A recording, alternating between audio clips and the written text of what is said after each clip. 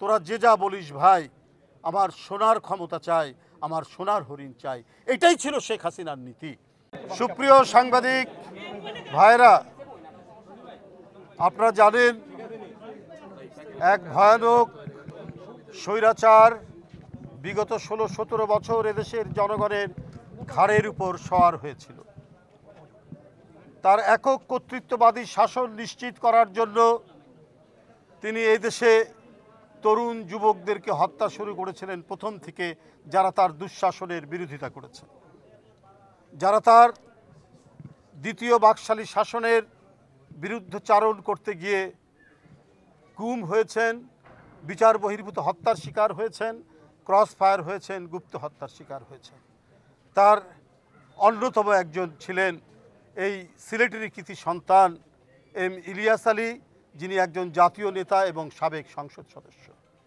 এই গুম এবং খুনের সংস্কৃতি শেখ হাসিনা সারা দেশে তিনি চালু রেখেছিলেন, কারণ তাকে অবৈধভাবে ক্ষমতা টিকিয়ে রাখতে হবে। উনি জেনে গেছেন যে ভোট করে আর কোনোদিন তিনি ক্ষমতায় থাকতে পারবেন না। এই কারণেই তিনি এমন একটি অমানবিক পন্থা অবলম্বন করেছিলেন, যে পন্থা দিয়ে তিনি তার ক্ষমতাকে দীর্ঘস্থায়ী করতে চান। এই জন্য তিনি শ্রমিককে গুম করেছেন, তিনি ছাত্রকে ক্রস ফায়ার দিয়েছেন, দিয়ে একের পর এক একতরফা প্রহসনের নির্বাচন করে শেষ 7ই জানুয়ারির নির্বাচন করে তিনি মনে করেছেন তিনি অদ্বিতীয়, তাকে আর কেউ ধরাছোঁয়ার মধ্যে পাবে না।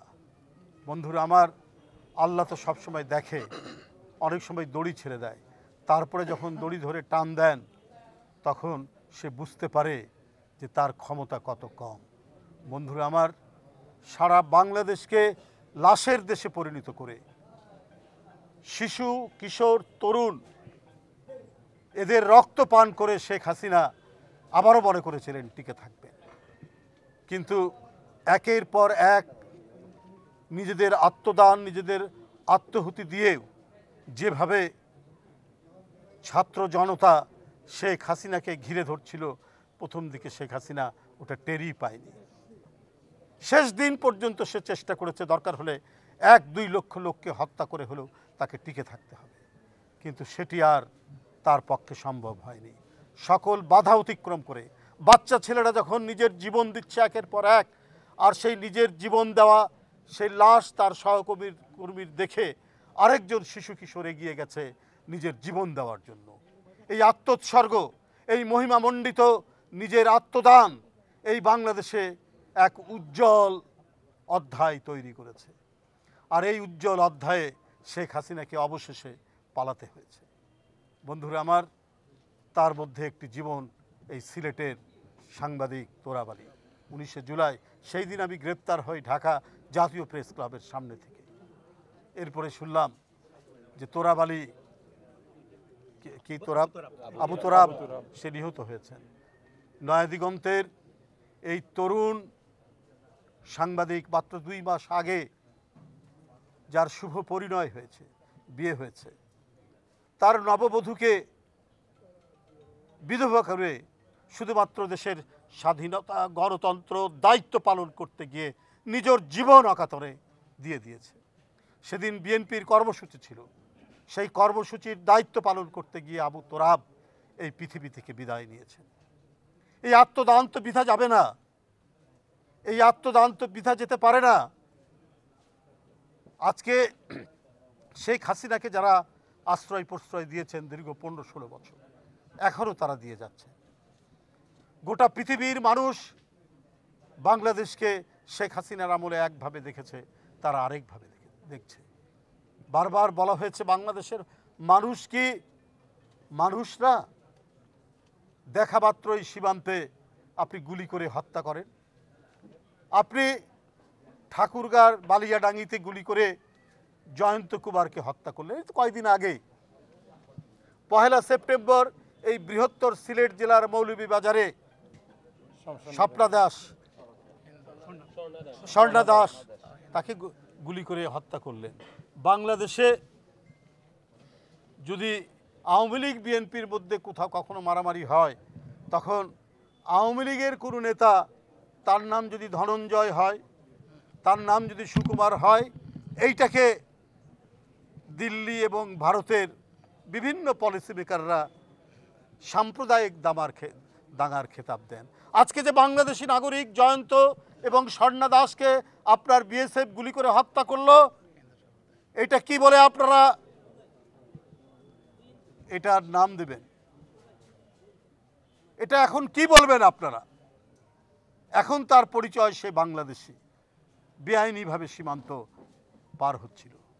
বন্ধুরা, বাংলাদেশি মানুষের পাখির মতো মেরে ফেলার অধিকার ভারত রাখে, কিন্তু বাংলাদেশ থেকে শিশু কিশোরের ঘাতক, অপরাধী এবং হাজার লক্ষ কোটি চোরেরা দিল্লি পুনর্বাসন করে, দিল্লি তাদেরকে পুনর্বাসন করে। আর সীমান্তে বাংলাদেশিদের দেখা মাত্রই, সে হিন্দু হোক, মুসলমান হোক, বৌদ্ধ হোক, তার বেঁচে থাকার অধিকার নেই। তাই সাংবাদিক বন্ধুরা, আজকে আমরা বাংলাদেশের চারিদিকে এমন এক পরিস্থিতির মধ্যে, যে পরিস্থিতিতে বাংলাদেশের স্বাধীনতা সার্বভৌমত্বকে কবজার মধ্যে রাখতে চায়, মুঠোর মধ্যে রাখতে চায়। ওরা আমাদের বাইরে যাবে কেন? যা বলবো আমরা তাই করবে, আমরা যাকে যেভাবে স্বীকৃতি দিব বাংলাদেশ তাই করবে।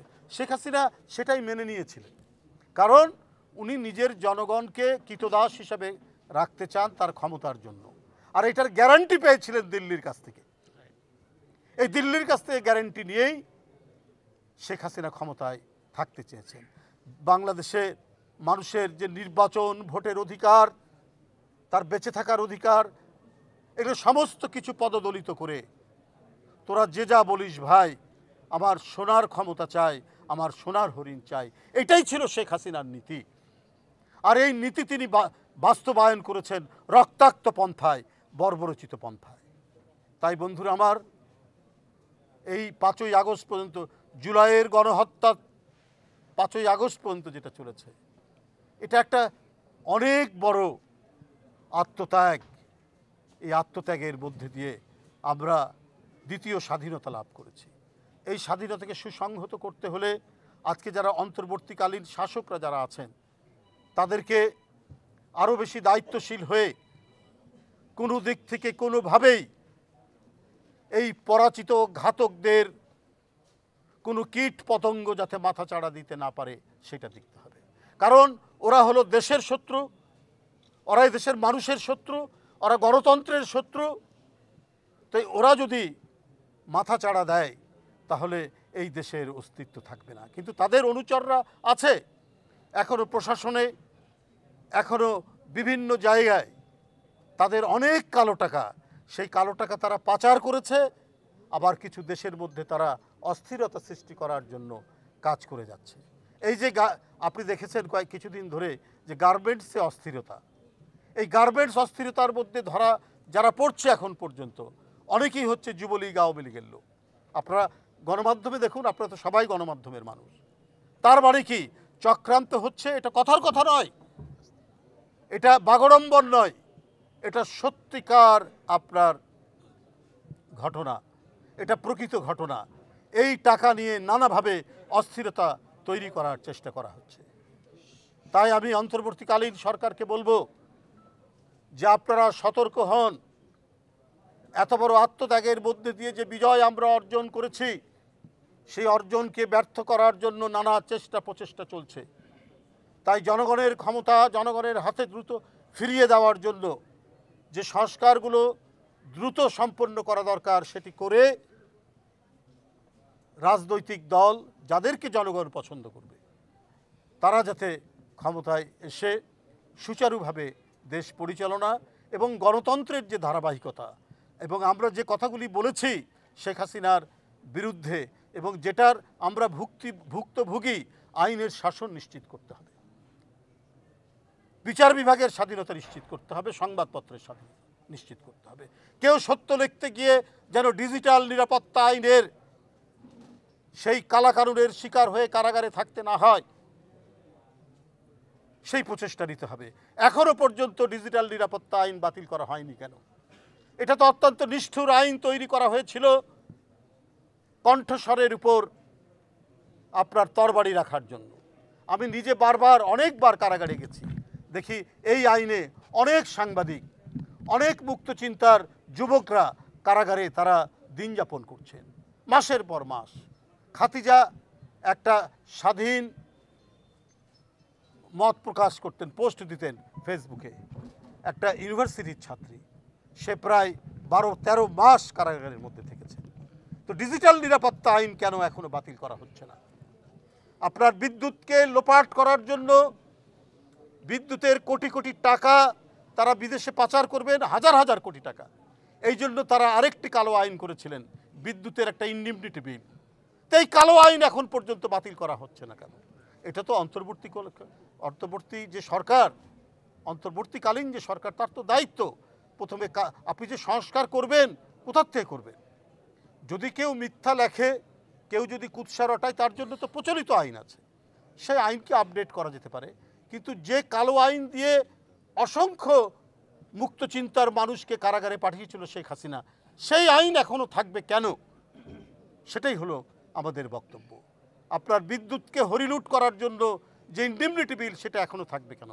এই সমস্ত জিনিসগুলো দ্রুত গতিতে আজকে সেটা এগুলো বাতিল করে জনগণ যেটি চায়, এবং জনগণ যাতে নিশ্চিন্তে মুক্তভাবে পুলিশের ভয় ছাড়া, গোয়েন্দা পুলিশের ভয় ছাড়া নির্বিঘ্নে তারা যাতে তাদের মত প্রকাশ করতে পারে, সেই ব্যবস্থাটার তো সূচনা করতে হবে এই অন্তর্বর্তীকালীন সরকারকে। তো সুতরাং এখনও অনেক কাজ বাকি আছে, কিন্তু বেশি দেরি করলে এটা সবার জন্য, আপনাদের জন্য সেটা মঙ্গলজনক হবে না। এবং ওই ভিতরে যে চালের মধ্যে, ভাতের মধ্যে যে কালো কীটগুলো আছে, এটা খুব দ্রুত এগুলোকে বেছে না ফেললে পরে এটাও কিন্তু অন্তর্বর্তীকালীন সরকার এবং গণতান্ত্রিক শক্তির জন্য এটা একটা অশুভ বার্তা নিয়ে আসবে।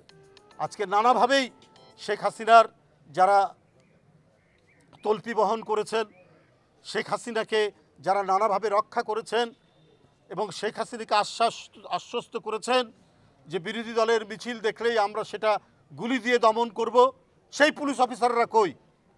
তাদেরকে এখনও আইনের আওতায় নেওয়া হয় না কেন? প্রত্যেকেই তো পালাতে পারেনি। যারা মুজিব কোড পরে আপনার প্রশাসন পরিচালনা করত, প্রশাসন মানেই তো নিরপেক্ষ, কিন্তু মুজিব কোড করে তারা দেখাতো যে আমি কতখানি শেখ হাসিনার আস্থাভাজন। এই করেই গোটা দেশের মধ্যে বিভেদ বিভাজন তৈরি করে গোটা জাতিকে একের বিরুদ্ধে আরেকজনকে লাগিয়ে রেখে শেখ হাসিনা ফায়দা লুটতে চেয়েছেন। এই ফায়দা নিজের শুধু ফায়দা নয়, এটা পার্শ্ববর্তী দেশের স্বার্থ রক্ষা করতে গিয়ে এই ফায়দাগুলো তারা লুটেছেন। তো যাই হোক, আমি আজকে আবু তোরাবের আত্মার মাগফিরাত কামনা করছি। আমরা যতদিন বাঁচব, এই দেশ যতদিন থাকবে, আমরা যদি সত্যিকার একটা গণতন্ত্রের চর্চা, গণতন্ত্রের অনুশীলন এবং গণতন্ত্রের ধারাবাহিকতা, অবাধ সুষ্ঠু নির্বাচনের মধ্যে দিয়ে বারবার যে নির্বাচনী পালাবদল সরকার গঠন যেটি হবে, সেটা যতদিন চলবে, সেটা যদি আমরা নিশ্চিত করতে পারি এবং এটার যদি আমরা ধারাবাহিকতা বজায় রাখতে পারি, তাহলে আবু তোরাবের যে আত্মদান, সেই আত্মদান সার্থক হবে।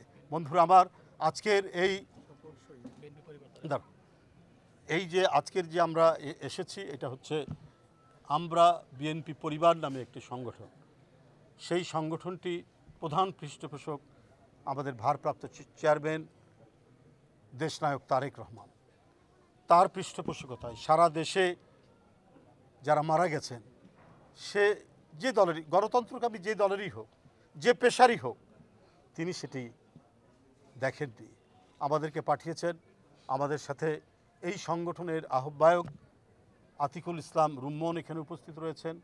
এই সংগঠনের সাথে উপদেষ্টা একজন আমাদের ইঞ্জিনিয়ার আশরাফ আছেন। এই সংগঠনের সাথে আরেকজন কি নাম, আবুল কাশেম সাহেব, তিনি এখানে আছেন। এরা সবাই এখানে ছুটে এসছেন শুধুমাত্র দেশনায়ক তারেক রহমানের শুভেচ্ছা নিয়ে। তিনি শুধু একজন রাজনীতিবিদ নন, তিনি রাজনীতির ময়দানে আমরা সবাই একজন জাতীয় নেতা হিসেবে জানি, কিন্তু তিনি নীরবে নিভৃতে মানব হিতৈষীর যে কর্মসূচিগুলো করেন সেটি অভাবিত, সেটি অভূতপূর্ব। এই কাজটি উনি যখন দলের চেয়ারম্যানের দায়িত্ব গ্রহণ করেননি তার আগে থেকেই সারা দেশে যারা গুম খুনের শিকার হয়েছেন তাদেরকে সহায়তা করে গেছেন নীরবে নিভৃতে। এখনও তিনি সেই কাজগুলি করেছেন। তার পক্ষ থেকে একটি যে সংগঠন আমরা বিএনপি পরিবার, তার আহ্বায়ক রুম্মন সহ আরও যারা এসেছেন, সেটা এই আবু তোরাবের পরিবারের সাথে সংহতি জানাতে এবং তাদেরকে মানে শুভেচ্ছা জানানোর জন্য আমরা ছুটে এসেছি এই জায়গায়। তো আপনারা অনেকক্ষণ ধরে আমাদের আজকের এই কর্মসূচি আপনারা ধারণ করেছেন। উপস্থিত সাংবাদিক ভাইদেরকে আমি ধন্যবাদ জানাচ্ছি। আমাদের সাথে এখানে উপস্থিত আছেন জেলা বিএনপির আব্দুল কাইম চৌধুরী সভাপতি, সাধারণ সম্পাদক ইমরান, এখানে আছেন বিএনপির কেন্দ্রীয় কমিটির সহ সাংগঠনিক সম্পাদক মিফতা এবং জেলা বিএনপির মহানগর বিএনপির সাধারণ সম্পাদক এমদাদ ভাই সহ আমি সবাইকে আন্তরিক শুভেচ্ছা জানাচ্ছি। আমরা বিএনপি পরিবার সহ সাংবাদিক ভাইদেরকে আপনারা সবাই ভালো থাকবেন। খোদা হাফেজ। একটা বিষয় একটু জানতে চাচ্ছিলাম, এক মাস তো হলো এই সরকারের এবং নানা পদে আসলে নিয়োগ হচ্ছে, সেই নিয়োগগুলি নিয়ে আসলে আপনাদের মূল্যায়নটা কি? না, মূল্যায়নটা আমরা বারবারই বলেছি, সবসময় বলেছি যে হ্যাঁ, কিছু মানুষ তো, কিছু সরকারি কর্মকর্তারা শেখ হাসিনার যে ফ্যাসিবাদী শাসন, নির্দয় নিষ্ঠুর শাসনকে প্রতিষ্ঠিত করার জন্য অর্থাৎ নির্দয় ভূমিকা পালন করেছে। এমনও শোনা গেছে একজন এসপি বলছেন তার একজন জুনিয়র মানে অফিসারকে যে মিছিলের ডিউটি করছে, বলে মিছিলের আওয়াজ পাওয়া যায়, গুলির আওয়াজ পাওয়া যায় না কেন? আপনাদের নিশ্চয়ই মনে আছে বেনজির সাহেব পুলিশ কমিশনার আইজি ছিলেন, পুলিশ সদস্যদেরকে উদ্দেশ্য করে বলছেন তোমাদেরকে গুলি দেওয়া হয় কি পকেটে রাখার জন্য না ব্যবহার করার জন্য? অর্থাৎ প্রকাশ্যে মৃত্যুর, হত্যার তারা নির্দেশ দিচ্ছেন এরা। তো এই ধরনের মানুষ আরও আছে যারা এটা প্রলম্বিত করেছেন। এই আন্দোলন, জুলাইয়ের যে গণহত্যা 5ই আগস্ট পর্যন্ত যেটা ঘটিয়েছে, আপনার রংপুরের এক ওসি তার একজন কর্মকর্তাকে বলছে যে তোরা যদি গুলি না করিস আমরা তোকে গুলি করব, মানে তার একজন দারোগা সাব ইন্সপেক্টরকে বলছে ইন্সপেক্টর বা ওসি। তো এই কথাগুলোর মধ্যে দিয়ে আওয়ামী ফ্যাসিবাদের বিভৎস চেহারাটা আপনারা প্রত্যেকেই উপলব্ধি করতে পারি। তো এই লোকগুলো যদি এখনও প্রশাসনে থাকে তো এরা তো স্যাবোটেজ করবে, এরা তো অন্তর্ঘাতমূলক কাজ করবে। এটা তো আমাদের বুঝতে হবে। আমরা যে সব অফিসারই যে খারাপ এবং সব মানে আওয়ামী মনে যদি কিছু অফিসার থাকে তারা যদি নিরপেক্ষ থাকতো, তারা যদি নিরপেক্ষ মানে থাকে এরকম প্রমাণ পাওয়া যায়, তাদের কেন ক্ষতি করবে? কিন্তু যারা প্রকাশ্যে বিভিন্ন জায়গায় রক্তপাত ঘটিয়েছে এবং একটা প্রচণ্ড মানে ভীতির সৃষ্টি করেছে যে হাসিনার বিরুদ্ধে কথা বললেই হয় গুম হবে ইলিয়াস আলীর মতো, না হলে তাকে চিরদিনের জন্য পৃথিবী থেকে সরে যেতে হবে। তো এই কর্মকর্তারা তো বিভিন্ন জায়গায় আছে, তো তাদেরকে চিহ্নিত করে তাদেরকে বিচারের আওতায় নিয়ে আসে শাস্তি দেওয়া হোক। আর তাছাড়া অন্যদের প্রতি যাদের এই ধরনের কোনো অভিযোগ নাই তাদের প্রতি তো আমরা কিছু বলছি না বা কেউ কিছু বলছি না। এইটা অন্তর্বর্তীকালীন সরকারকে দেখা উচিত। নাহলে এদের আছে প্রচুর টাকা, এক বেনজির যদি কয়েক হাজার কোটি টাকা নিয়ে যেতে পারে, আরও কিছু পুলিশ কর্মকর্তা আমরা শুনেছি যে তারা হাজার হাজার কোটি টাকা নিয়ে গেছে। যারা নিয়ে যেতে পারেনি এই টাকাগুলো তো এই সরকারের বিরুদ্ধে ব্যবহার করবে, গণতান্ত্রিক মনা রাজনৈতিক দলগুলোর বিরুদ্ধে ব্যবহার করবে, ব্যবহার করে সমাজে একটা অস্থিরতা তৈরি করবে। ধন্যবাদ।